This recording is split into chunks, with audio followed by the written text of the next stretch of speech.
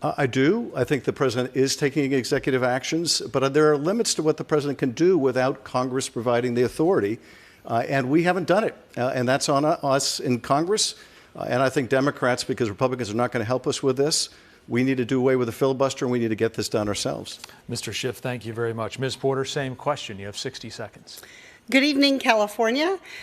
I think that we need to invest in creating a lawful, orderly, humane immigration system. And decade after decade, politicians in Washington haven't done that. And that is creating the chaos and the challenges that we're facing with our border communities. I have supported and will continue to support sending additional resources to help our border communities, including technology, to make it easier to detect fentanyl or other goods coming to this country. Look, I've only ever known a California in which immigrants were part of the fabric of our society and which we valued their contributions.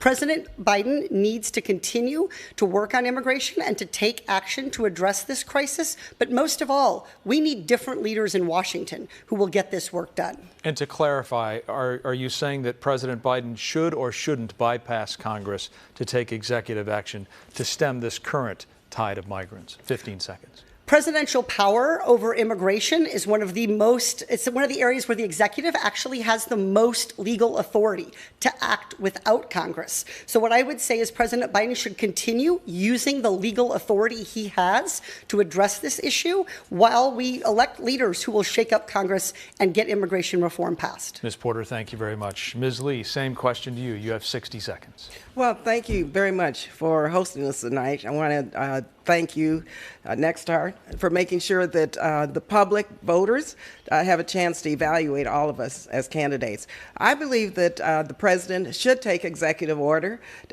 Comprehensive immigration reform is necessary.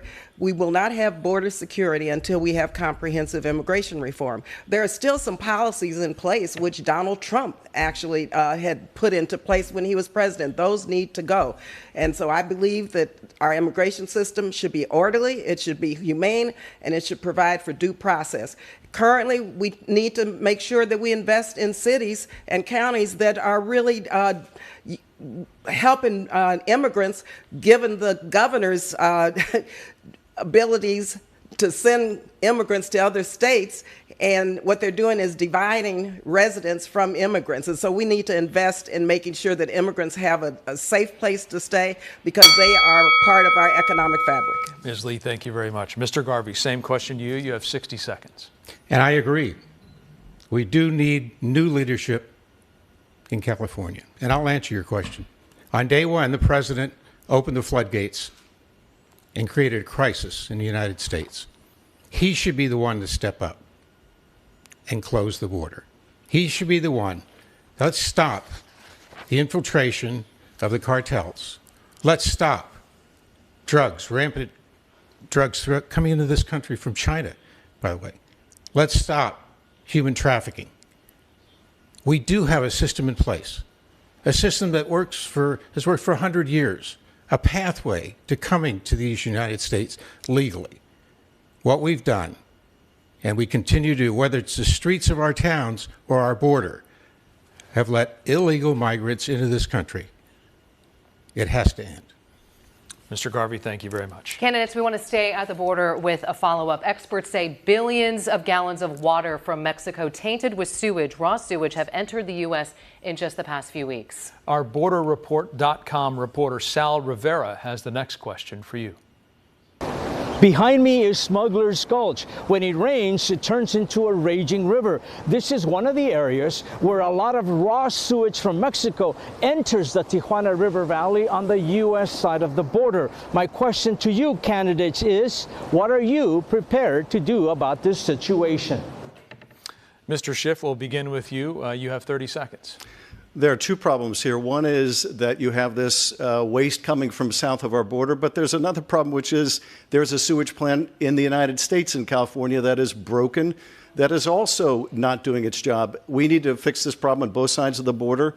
It's probably going to cost us about $300 million, which I've been urging President Biden, along with the California delegation, to provide to remediate this problem. And we need to take strong action because it is endangering the public. People are getting ill when they're swimming. Beaches are shut down.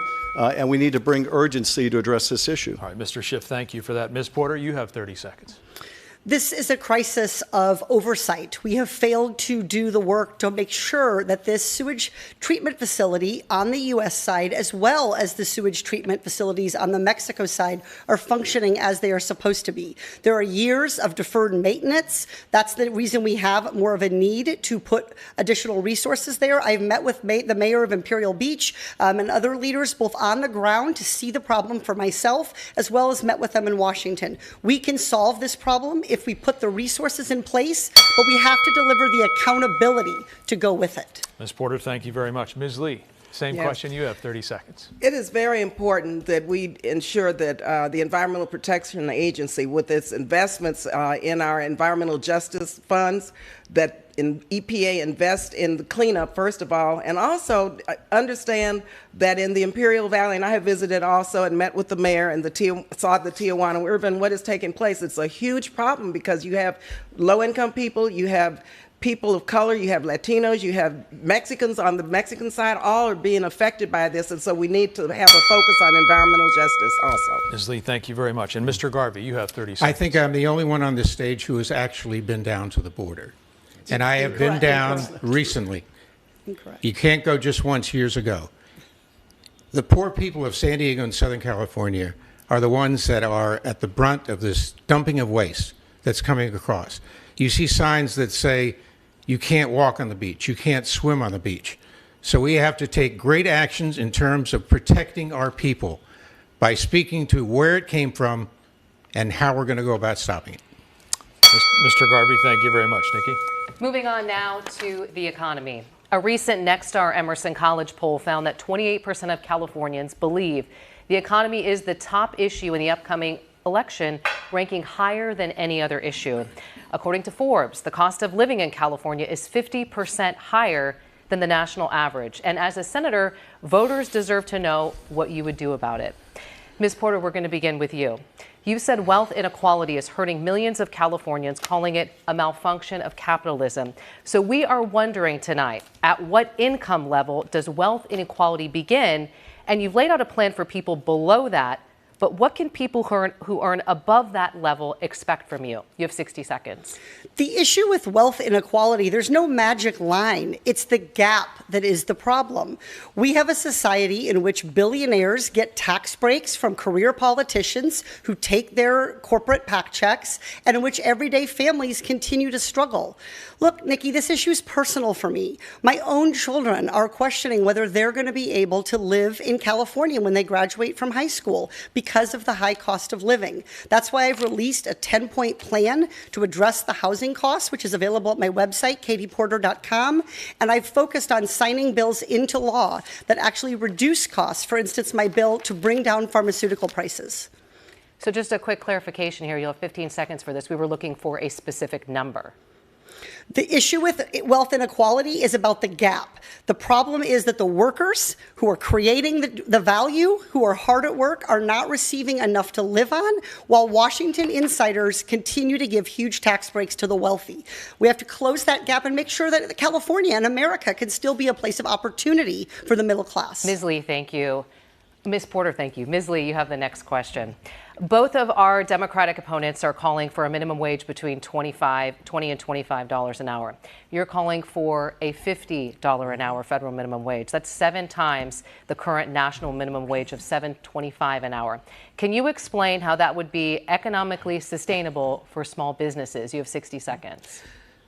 First, let me say I owned and ran a small business for 11 years.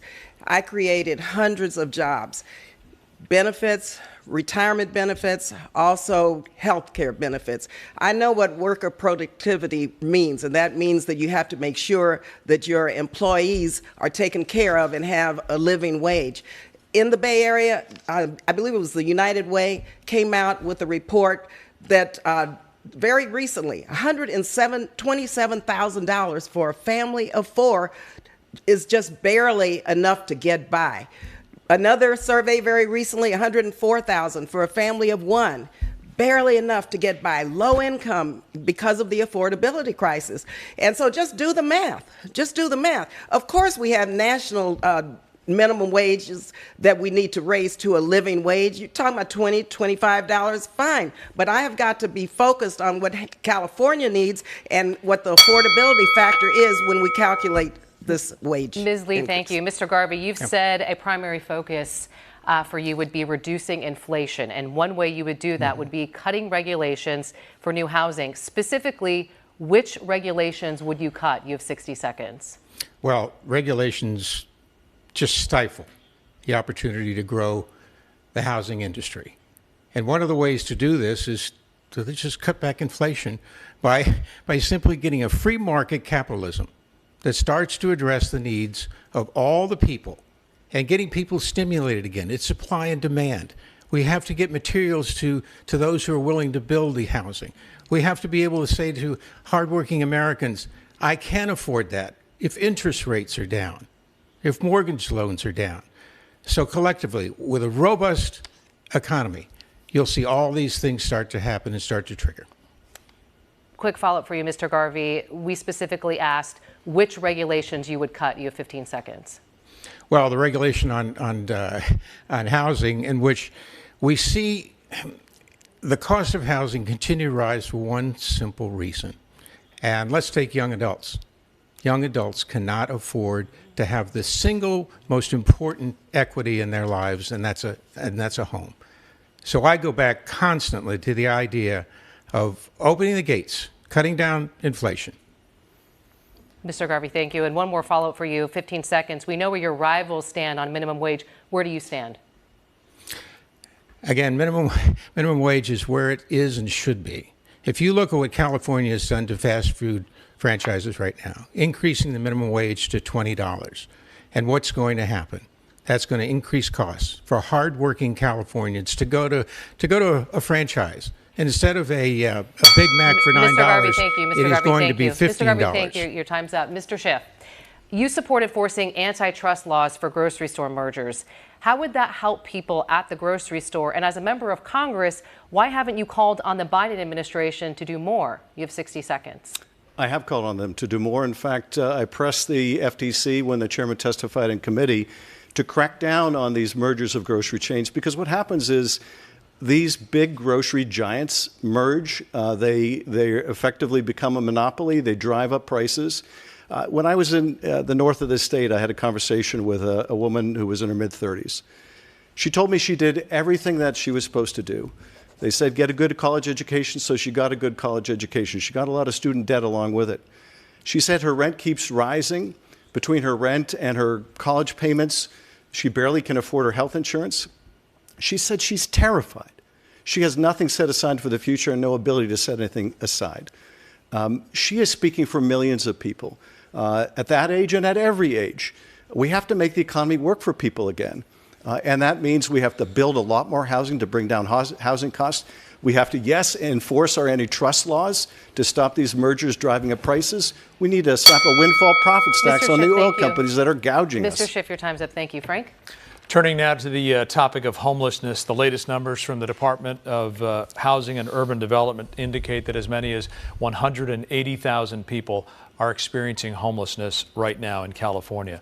That's after more than $20 billion has been spent in this state to try to address the issue. Ms. Lee, the first question goes to you. You were homeless at one point yourself. You've been a lifelong advocate on this issue. Have you introduced any legislation that has been signed into law that was written to directly impact and help the homeless people? You have 60 seconds. I know what it takes because I have faced many, many obstacles in my life. And I have put forth legislation, and actually had legislation signed into law to, for example, to expand the homelessness agency task force. I've fought to expand Section 8 housing. I have actually made sure that right now, it hasn't passed, but in the Senate, I will fight to pass my Deposit Act. You know, one of the issues around homelessness is that people in California don't have the resources for first and last month's rent and for a security deposit. deposit. So why can't HUD invest in a revolving fund to help people with their security deposits? We also need an eviction protection policy, and I'm working on that also to get that passed into law. But I have been an appropriator for many years and have appropriated money for affordable housing, for shelters, for low-income housing, for more vouchers, for Section 8 housing, and investing in the homeless housing trust fund, which has been my legislation. Ms. Lee, thank you very much. Mr. Garvey, you've said California's efforts to solve this crisis have failed. You've spoken to people who are living on the streets. You know space is limited in shelters.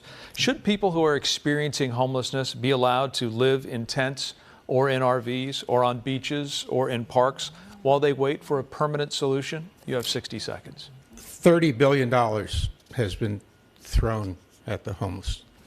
It's been wasted. When I go back to Washington as your next duly elected senator, the first thing I will do is make sure there's an audit to find out where that money went. I was recently on a tour in San Diego downtown, in Los Angeles, and in Sacramento. It's a crisis of humanity, and I'm so sorry that you went through that. But on that tour, I talked to the homeless. Some have been there 5 years and 7 years and 8 years. What we need to do, and it seems to be more of a local issue because local, it takes into account the citizens of that area too. And what has to be done, and I believe this seriously, is we the people have to tell Washington to get their act together and make sure this money goes to places like the Alpha Project in San Diego and the Dream Center in Los Angeles. These are Mr. Garvey, situations that should be followed. Let me remind you that the question was, should people who are experiencing homelessness be allowed to live in tents or RVs or on beaches or in parks while they wait for a permanent solution? You have 15 seconds. I don't think so. I think it's inhumane. There are 2 or 3 fires a week in downtown Los Angeles. There are 2 or 3 deaths each week. Let's get back to humanity. They need to be taken off the streets. They need to be cared for. But it's the drugs and the mental illness that's the true disaster. Thank you. Thank you. Mr. Schiff, since you first entered office in 2001, the population of Los Angeles County has stayed roughly the same, the district where you are located. But the homeless population has grown by some 10 times. It's 10 times higher. On your campaign website, you say one of your biggest achievements is housing. Can you explain that given the numbers? You have 60 seconds. I'm very proud that I brought millions back to California to provide housing, to provide support services, mental health treatment for those who are homeless. So, yes, I'm very proud of what I've done. Now, certainly it's going to take more than one member of Congress's effort to address homelessness. But let me just put this in perspective if I can.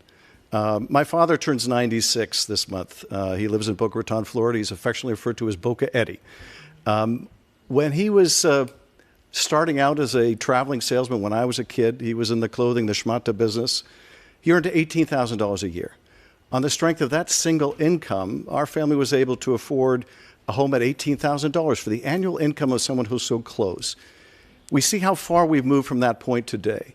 And Mr. Garvey, you can say the minimum wage is fine where it is, but you want to know why people are living on the street? It's because we're paying them poverty wages. Try to find a house anywhere in California when you're earning minimum wage. We have to raise people's incomes. We have to build a lot more affordable housing. We need wraparound services for people who are homeless. And we can do this. We've demonstrated with homeless vets Mr. Schiff, your an approach that works. Thank you very much. Mr. Garvey, your name was invoked. I'll give you 15 seconds to respond. Well, these are 3 career politicians who have failed the people. They're the ones that can be 60 years of experience. They could have solved this issue. You keep talking about it should be higher. Well, why haven't you done something about it? And that's why I'm in this race. That's stopping us, Mr. Garvey. Career Mr. politicians Garvey, have failed us. Thank you very much. Ms. Porter, you've blamed career politicians in Washington for California's housing crisis. You've been in Washington for more than 5 years. But it wasn't until last week that you introduced a 10-point plan to, quote, solve the housing crisis in California. What do you say to critics who might wonder why you waited until now to introduce this comprehensive plan for for housing? You have 60 seconds. My background is as a consumer advocate. That's been my life's work. I got involved in public service in California, helping people who had been cheated by predatory lenders and then were being cheated by foreclosures on the way out. So that's my background is in housing. When I went to Congress, I served on the Financial Services Committee, and we had several important hearings about housing costs. But frankly, Washington isn't listening to Californians. They're not focused on our biggest problems. They are focused on doing favors for their Wall Street donors and catering to them. So I think this is a problem of making sure that California's biggest challenges, including the cost of housing, become Washington's biggest challenge. And that's what my 10-point plan does. It really harnesses the power of the federal government to unleash that capital that we need to build more housing at a price point where our workers can afford it. But again, the question is, why did you wait until just last week to introduce that comprehensive plan? You've been in Congress for more than 5 years. You have 15 seconds. I have worked on housing issues since the day I was elected and have talked a lot about this, about the challenges that my own family faces. You heard me earlier tonight talking about my kids worried they're not going to be able to live in California. So this is an issue that I've worked on for many, many years before I've gotten to Congress. And in my 5 years there, I have continued to lean in on this issue. Ms. Porter, thank you very much. Nikki?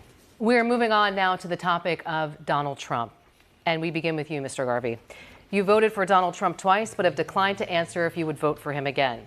Have you spoken with him since you've entered the race? And would you accept his endorsement if he offered it? You have 30 seconds. Well, this question seems to pop up frequently. I did vote for him twice. I believe the greatest single currency we have as Americans is the right to vote. I think it's personal. I'll make that decision when the time comes. And I hope this puts to an end the constant badgering and the use of the former president's name as an attack against me to try to paint me into a corner. And that's what career politicians do. They try to paint you and try to tell the public that you're something that you aren't. I have a quick follow-up here. The question was, have you spoken to him, and would you accept his endorsement? You have 15 seconds. I haven't spoken to him. Would you accept his endorsement? These are personal choices. I answered to God, my wife, family, and to the people of California. And I hope you would respect that I have personal choices. Mr. Garvey, thank you. So this next question is for the rest of you. Mr. Schiff, would you vote to certify the election if Donald Trump beats Joe Biden in November? You have 30 seconds. Of course I would vote to certify the election. If someone wins the presidency, that should be the end of the matter. But he shouldn't be on the ballot at all, because the Constitution is quite clear. If you take an oath to defend the Constitution, as he did, and then you violate that oath by engaging in insurrection, you should be disqualified. And I hope the Supreme Court will decide that question and not try to punt that question. But let me just say this also to Mr. Garvey. The gravest threat that we have to our democracy is Donald Trump. Mr. Schiff, your time is up. Ms. Porter. Excuse me. Ms. Porter, can you vote my name? We'll give you 15 seconds. No, sir. The greatest single threat to democracy is deconstruction of the Constitution, packing the court, doing away with the filibuster. These are things that deconstruct democracy. And you, sir, have been the advocate of this. And Donald Trump packed the Supreme Court, which is why millions of Americans lost their right of reproductive freedom, why the Supreme Court is striking down air quality and water quality regulations, why it is, you said voting rights were the most fundamental thing. This Supreme Court is striking down voting rights. Mr. Schiff, you're fixated on one person and one person only. Mr. Garvey, thank you. Ms. Porter, same question to you. Would you certify the election if Donald Trump wins? You have 30 seconds.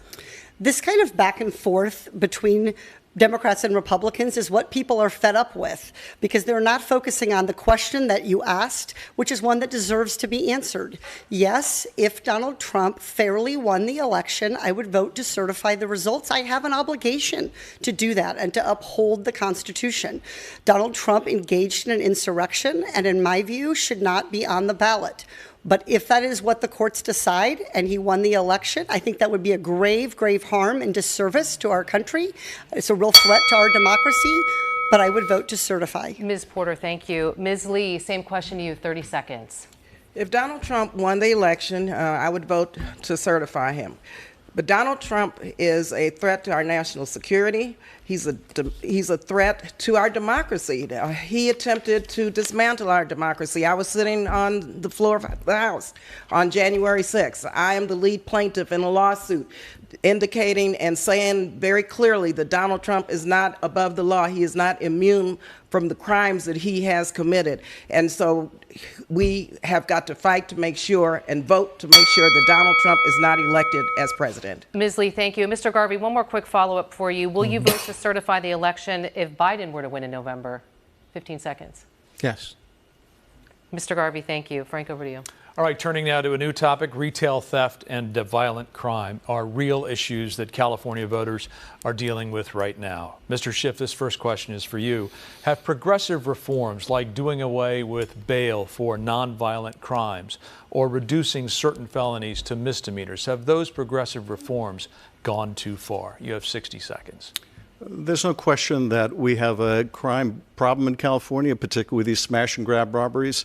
I've been focused on trying to keep communities safe since I was a prosecutor. Back when Mr. Garvey was playing baseball, I was prosecuting cases in the U.S. Attorney's Office in Los Angeles.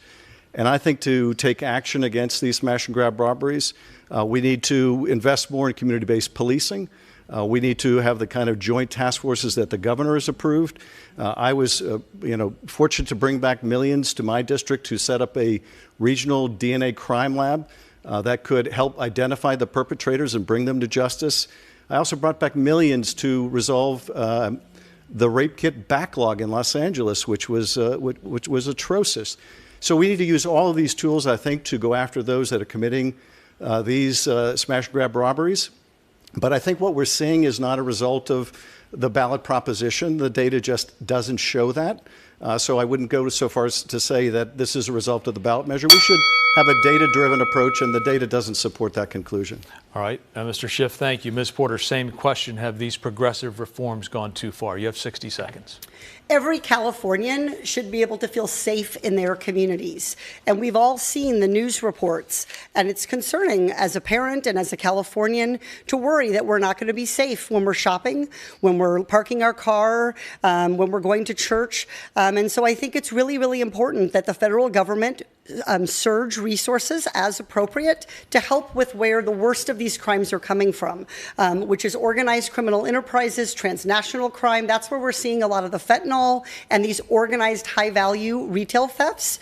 I don't think we should return to the so-called tough-on-crime policies of the 1990s. They resulted in terrible racial discrimination and set back communities of color for generations. I think what we need is a lawful criminal system that really goes toward data-driven and responsible programs that can prevent violence and enforce and prosecute criminals when they break the law. To do that is going to require federal resources to help our local law enforcement. Ms. Porter, thank you very much. Ms. Lee, the city of Oakland in your district has taken center stage in the crime conversation. Employees from companies like Kaiser have been urged not to eat lunch outdoors because it's not safe. The state is stepping in with a new surge of CHP officers to crack down on crime. Do you believe that progressive reforms have gone too far? 60 seconds. Enhanced sentences don't reduce crime.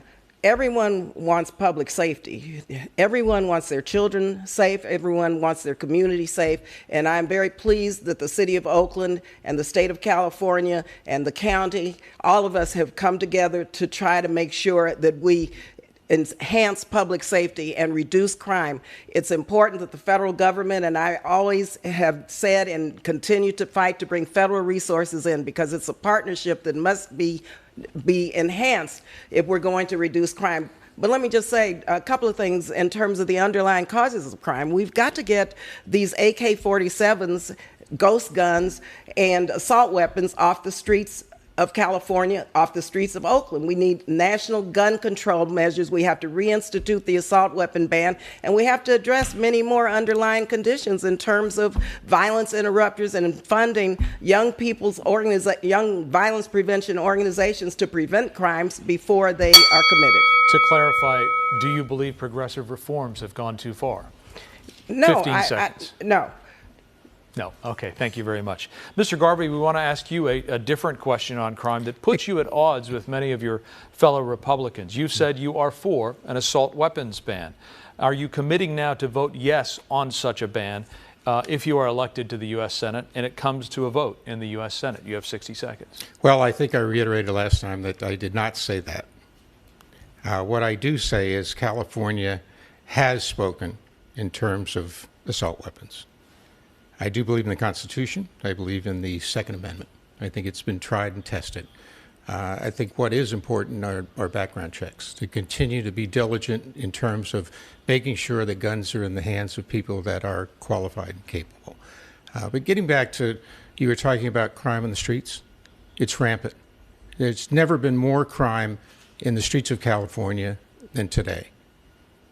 And my opponents here, career politicians, it's been on their watch. They're responsible. There are DAs who are doing fabulous jobs in California, but there are others. And I did a ride-along recently, and I said, what's the problem? And the officer said, the problem is we're doing our jobs, putting our life on the line, and we take the criminal in, and we book them, and we do 30 minutes of Garvey, filling your out the time is paper. up, but I want One second, let me finish, if I would, please. And we look up, and they're walking through the parking lot. You've agreed to the rules. I do want to ask you to clarify. You said that people of California have spoken on an assault weapons ban. Are you now saying you're not in favor of an assault weapons ban? You have 15 seconds. As the next senator of California, I pledge to uphold the voice of the people. And I've spoken about the Second Amendment of the Constitution. I reiterate that. All right, Mr. Garvey, thank you very much. Nikki?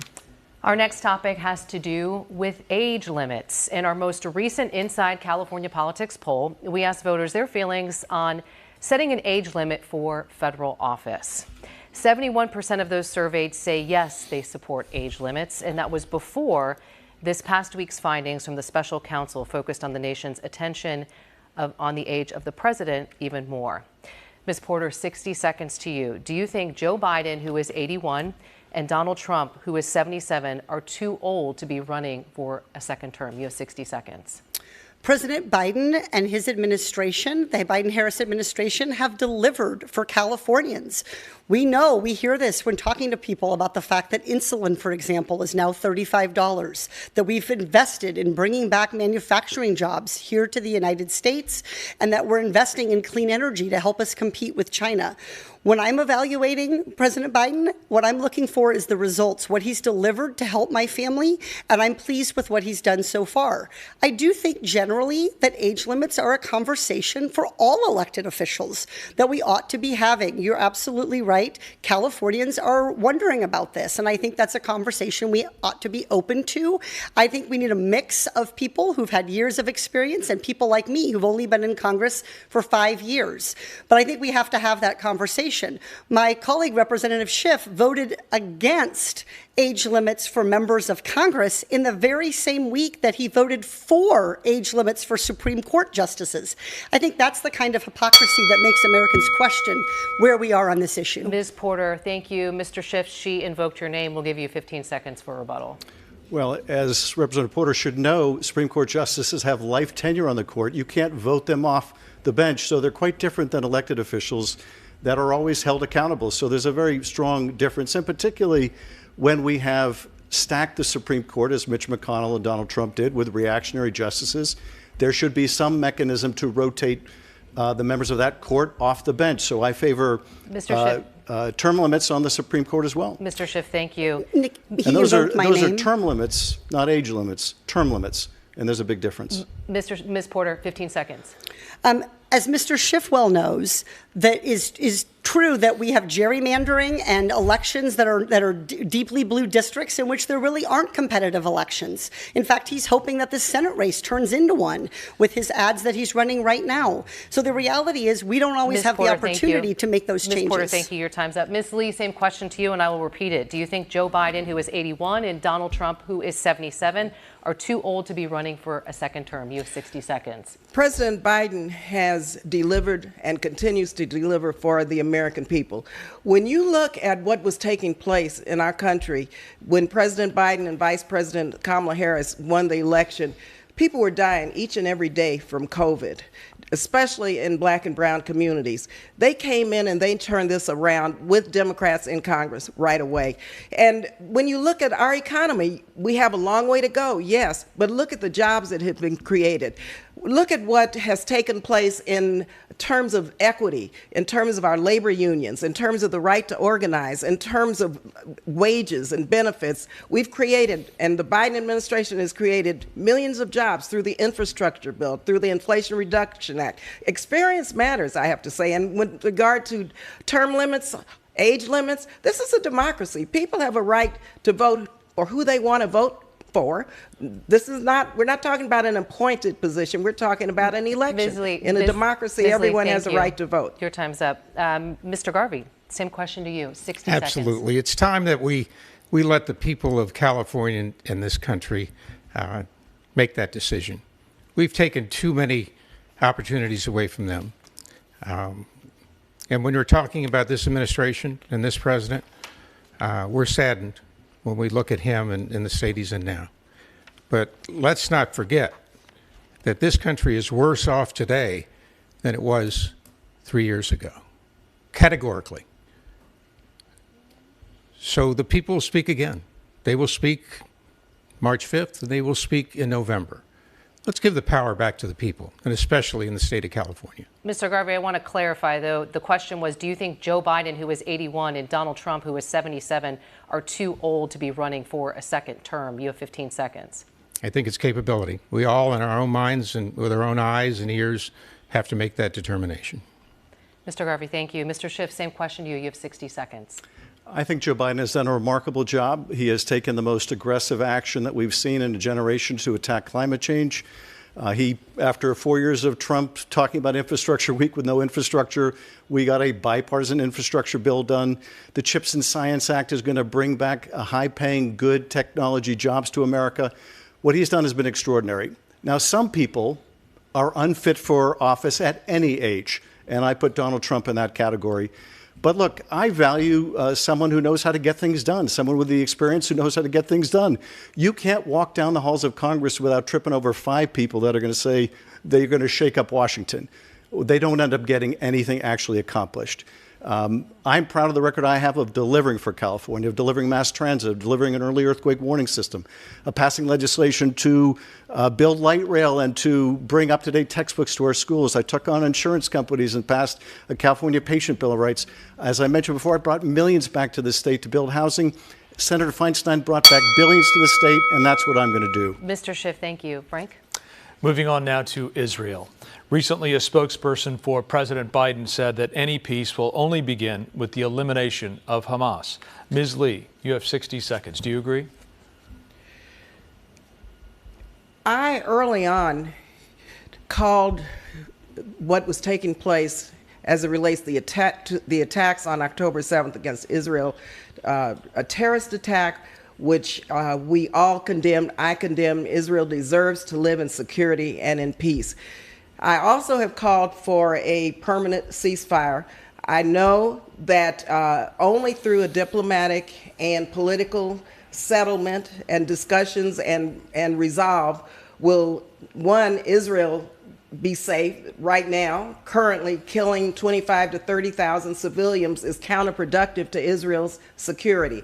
I also know that the longer this war takes place, the broader it is spreading. And as I said right after 9/11, when I voted against that authorization that was overly broad, that this could spiral out of control. And in fact, now the United States is embroiled in what could be a regional war, and that is a real threat. And so I have called for a permanent ceasefire. To clarify, do you agree with the notion that any peace will only begin with the elimination of Hamas? You have 15 seconds. I say any peace will only work, first of all, if there is a two-state solution, which Netanyahu has said would not be his agreement. He would not agree to a two-state solution, and that is really a very important part of security and peace in the region for the Israelis and the Palestinians. Thank you very much for that. Ms. Porter, same question. You have 60 seconds. The people of Gaza deserve better leadership. than they got under Hamas, which diverted resources for its terrorist activities. The heartbreaking scenes that have been created by this war are only deepening what has long been a serious humanitarian crisis in Gaza with regard to food, water, and medicine. So I think the people of Gaza absolutely need different leadership. I think that any peace should come with the release of the hostages, as well as a commitment by the United States and Israel to help rebuild Gaza and position it to flourish in the future. And to the question that any peace will only begin with the elimination of Hamas, you say what? You have 15 seconds. I would say that the people of Gaza will not thrive, and there will not be a durable peace so long as there is the risk of terrorism and the ongoing weaponization, people being used as human shields in Gaza. So I think we should be pushing for a bilateral, durable ceasefire. And I think the way to get there, to have a secure Israel and to have the people of Gaza flourish, is to have different leadership for the people of Gaza. Thank you, Ms. Porter. Mr. Garvey, your rivals on this stage all support some version of a two-state solution. You've called that naive. So how does this end? Are you suggesting that Israel will have to occupy Gaza once this military conflict ends? You have 60 seconds. I stand for Israel yesterday, today, and tomorrow. I believe the devastation on October 7th was intolerable. For anyone to think they could tell Israel that they can't determine their destiny and their sovereignty doesn't understand the people of Israel. Israel will determine your question, whether Hamas will survive. And to think there could be a two-state solution is naive, because one of those states will always try to annihilate Israel. So to clarify, you're saying Israel will decide, and does that mean that Israel, if it decides to occupy Gaza, that's okay with you? You have 15 seconds. I think that's a very ambiguous question. There's so much that even if you were to think that this was a possibility, it would at least be another generation before that could happen. Okay, Mr. Garvey, thank you for that. Mr. Schiff, you've repeatedly refused to call for a full ceasefire. Last week, President Biden said that Israel's actions have been over the top and the killing must stop. Is the president wrong? You have 60 seconds. Well, first of all, what happened on October 7th with the deliberate murder of Israelis, with the butchery, with the torture, with the rape of Israeli women, was designed by this terrorist group, Hamas, to provoke exactly the reaction that it got. It could care less about civilians in Gaza. If it had any care for its own people, it wouldn't have spent all those millions and hundreds of millions of dollars building tunnels it would have provided for the people of Gaza. They wanted this kind of response. Israel has a right to defend itself. Hamas is threatening to attack them over and over and over again. No nation could endure that. At the same time, the president is right to continue pressing Israel to try to avoid civilian casualties, to try to minimize the loss of civilian life. The president is right to try to bring about a humanitarian pause so we can get aid in and hostages out. But at the end of the day, there isn't going to be the two-state solution I want to see if a terrorist organization like Hamas is continuing to govern in Gaza. Thank you. Is the president wrong when he says Israel's actions have been over the top and the killing must stop? You have 15 seconds. I certainly agree with the president that we have to do everything to reduce civilian casualties. I don't know that I would express it the way the president has, but I think he is right to try to bring about this negotiated deal where we'll have an extended pause so we can get the hostages out and more aid in. All right, Mr. Schiff. Thank you very much. Nikki? According to our government, the U.S. is being attacked consistently by proxy forces funded by Iran. Those attacks have already killed 3 U.S. soldiers. The question is for all of you. Ms. Lee, you're going to get the first one. Do you think the U.S. should directly attack Iran in response? You have 30 seconds. The United States should not attack Iran. If we are going to lead in efforts to achieve global peace and security, We have got to de-escalate. We have got to find pathways to nonviolence, and we must insist that that the war that is taking place now, which has unfortunately brought the United States in, that we have a permanent ceasefire so that we can begin a diplomatic and political solution. Ms. Lee, thank you. Mr. Garvey, same question to you. Do you think the U.S. should directly attack Iran in response? You have 30 seconds. I do not. We have the brightest military minds in the world. And I know they're working constantly to determine the best path for us to continue to be the single greatest democracy deterrent. But we have to be more reactive. We have to be quicker and reactive. 180, 190 attacks on Americans and finally casualties. We must respond.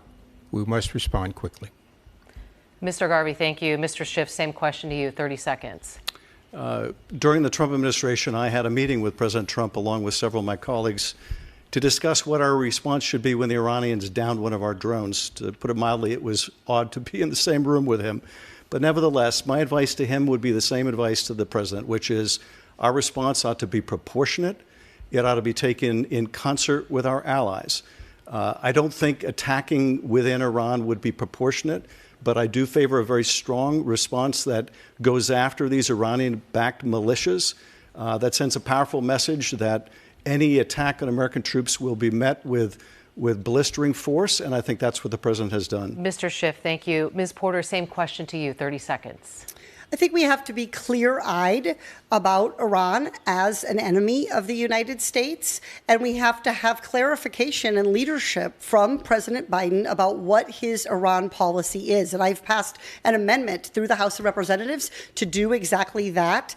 I think we have to be careful about getting drawn into another protracted, long war with no clear goal on foreign soil. But I do think we need to support the people of Iran as they push back on this oppressive regime and recognize and take very seriously the threat that Iran poses to the United States. Ms. Porter, thank you. Frank? All right, let's talk about money. The White House has requested $75 billion for the wars in Ukraine and in Israel. This next question is for all of you. Should there be a cap on how much the U.S. spends on Ukraine and Israel? Ms. Lee, we'll start with you. You have 30 seconds. There should be accountability. U.S. taxpayers deserve to know that their tax dollars are going for a purpose which ensures that there's accountability and transparency.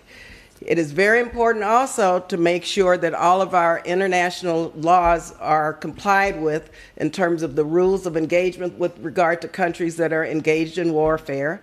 And the Ukrainian people deserve our support. Putin, of course, is trying to dismantle democracy in Ukraine. Eastern Europe is not disconnected to what Donald Trump has tried to do in terms of toppling our democracy here in America. And so I don't believe that we can say there should be a cap, but there should be accountability. Ms. Lee, thank you very much. Mr. Garvey, same question. Should there be a cap on how much funding the U.S. sends to Ukraine and Israel? No, 30 seconds. I believe with Ms. Lee. We have to be diligent. We have to have accountability. But again, we carry the torch for democracy around the world. We support our allies. We stand with them. We stand there for their needs. The humanitarian loss alone with men and boys and a generation in the future tells us that we will stay fast in the needs of our allies. So to be clear, accountability but no caps. 15 seconds.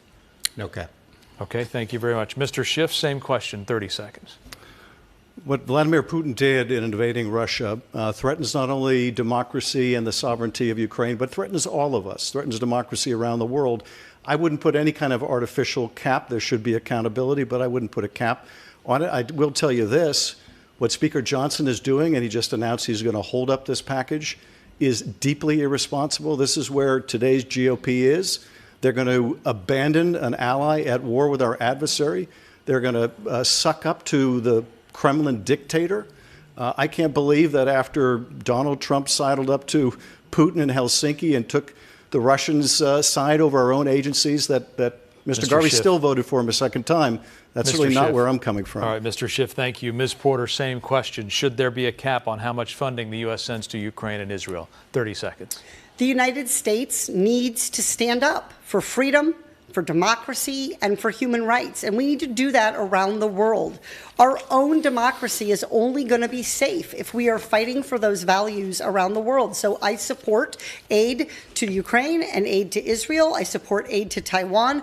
I think it is important that we are requiring that aid be given and complied with all foreign and international laws. Look, I drive a minivan with the license plate oversight. I really, really care about making sure how we spend our tax dollars. And this is not to line the pockets of defense contractors and to help politicians who take corporate PAC money, which I never have. This is about making sure that we are protecting our allies abroad. Ms. Porter, thank you very much. We have a little time left, and so we want to go to a different sort of question, from the policy to the personal. And we'd like you to answer, if you can, with one-word answers. We are going to start with Ms. Lee, and then we'll work our way down the line. Ms. Lee, what's your favorite movie? The Color Purple. Mr. Garvey, same question. The Natural. Mr. Schiff. The Big Lebowski, and that question really tied the whole evening together. Ms. Porter. Star Wars. All right, let's go to book. What was the last book you read, Ms. Lee? Beloved. Mr. Garvey. The Case for Civility. Mr. Schiff. The last great book was Grant by Ron Chernow. And Ms. Porter. The last book I read was The Latecomers. All right, thank you very much. It is now time for our closing statements. You will each have 30 seconds. Ms. Lee, we begin with you. Well, let me thank you for giving us a chance to be with you this evening, and just say to the voters, first of all, I know what it takes to make life better for everyone in California. I've faced many, many obstacles in my life. Some we've talked about tonight, being unsheltered, but also I was on public assistance, raising 2 small kids as a single mom. I had to bring my children to class with me because I could not afford childcare. And childcare is a big issue for me. And so I hope that California voters know that Ms. Lee, thank you. electing me, they'll have someone who will fight for them Ms. Lee, at thank the you. table. Ms. Porter, you have 30 seconds for your closing statement. My kids ask me all the time, Mom, why doesn't Congress fix things? Well, the truth is Congress does fix a lot of things. They fix it so that billionaires get more tax breaks while the rest of us struggle to make ends meet. They fix it so that big oil can continue to poison our communities, especially communities of color. They fix it so big pharma can continue to price gouge us. I'm running to do it differently. I've never taken corporate PAC money, and I'm the only elected official on the stage who can say that. I'll fight for Californians, not special interests. Ms. Porter, thank you very much. Mr. Garvey, you have 30 seconds. You, the people of California, and I have been on a 50-year journey. You know me. You know my heart and soul. And now I may have the greatest honor of my life, and that's to represent you. To go every day to the Senate, to go up to bat for your quality of life, for your future, for your children, and to know that California deserves you and I. You as the wind beneath my wings. I thank God for you. I thank you. All right, Mr. Garvey. I ask for your vote. Thank you very much. Mr. Schiff, your closing statements, 30 seconds. Senator Feinstein was a giant in the state, and she was a giant because she was able to take on the big fights and get things done. California deserves another senator who knows how to take on those big fights. I took on a corrupt president, I investigated him, I impeached him, and when he engaged in insurrection, I held him accountable in the January 6th committee. But I've taken on other bullies as well. I prosecuted oil companies and corrupt defense contractors. I fought the health insurance industry to pass a patient bill of rights. I brought millions back to California for housing. Mr. Some Schiff, people talk a good game but can't get anything done. I'm going to deliver for California. All right, thank you very much. And that does it for us for tonight. We want to thank our candidates for participating in debate night in California, and thank you for watching at home.